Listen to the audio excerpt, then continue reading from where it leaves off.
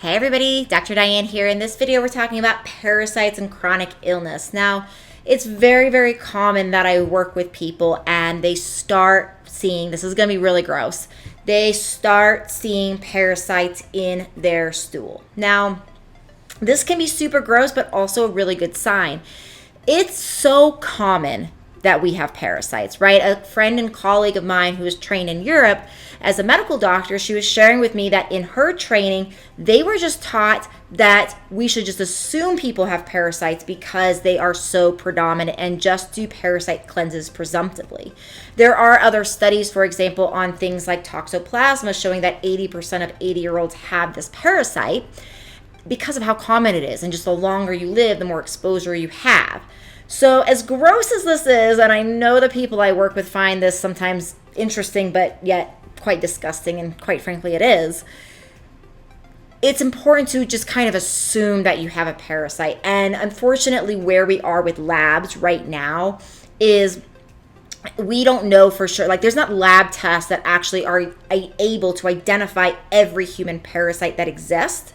So because of that, oftentimes parasites go and they're missed because things like Giardia are tested for, or Cryptosporidia or Entomobia, these common parasites. There's many more parasites in that, and they're not commonly tested for. And because parasites burrow, the tests aren't even always that accurate because they can hide. So in the chronic disease world, it's definitely very, very good to just assume that there is a parasite present and work to eliminate that and eradicate that as much as possible. And so we can use herbals, we can use pharmaceuticals for those things. That's something that, needs to be determined between you and whoever's working with you. But I've seen herbals work really well. I've seen need for pharmaceuticals. So sometimes one works, sometimes another works.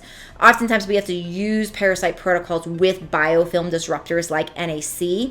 And sometimes I've seen cases where people are on parasite protocols for about 2 months before they actually start noticing something. So if you're trying this and you're like, I'm not seeing anything in the first couple weeks, sometimes it takes longer. The other thing I've seen is that sometimes when we combine an anti-parasitic with a gut healer, that we see more parasites in the stool. So I've seen situations clinically where parasites are not in the stool, but we're giving antiparasitics. Then we start giving a gut healer, a molecule, a herb, a supplement that actually heals the intestinal lining.